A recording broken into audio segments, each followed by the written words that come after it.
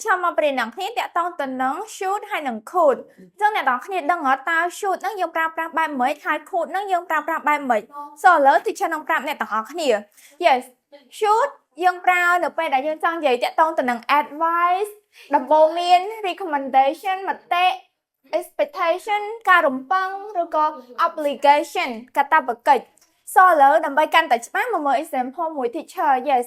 example you should eat more vegetable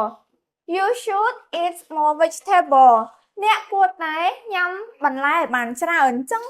ប្រយោគហ្នឹងគឺគេនិយាយតាក់ទងទៅនឹង advice ការផ្ដល់ដំបូន្មានទៅកាន់នរណាម្នាក់អូខេហើយចំពោះចំណុចបន្ទាប់គឺ you should visit Angkor Wat you should visit Angkor Wat អ្នកគួរតែទៅលេងប្រាសាទអង្គរវត្តអញ្ចឹងឃ្លាហ្នឹងគឺនិយាយតាក់ទងទៅនឹង recommendation នៅពេលដែលយើងចង់ណែនាំឬក៏ផ្ដល់មតិឲ្យនរណាម្នាក់ធ្វើអ្វីមួយយើងប្រើ should យកចុះមកដល់ could yes could យើងប្រើប្រាស់នៅពេលដែលយើងចង់និយាយតាក់ទងទៅនឹង ability in the past ហើយនិង possibility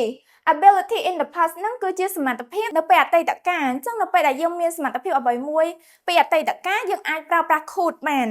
ហើយ possibility គឺនិយាយពីលទ្ធភាព yes អញ្ចឹងឥឡូវមើល example មួយ teacher I could swim when I was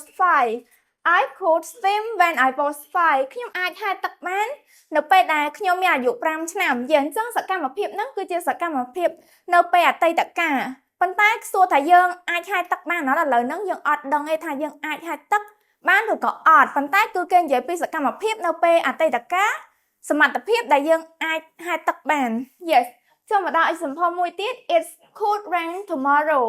it could rain tomorrow វាអាចនឹងភ្លៀងនៅថ្ងៃស្អែកអញ្ចឹងហ្នឹងគឺនិយាយតាក់ទងទៅនឹង possibility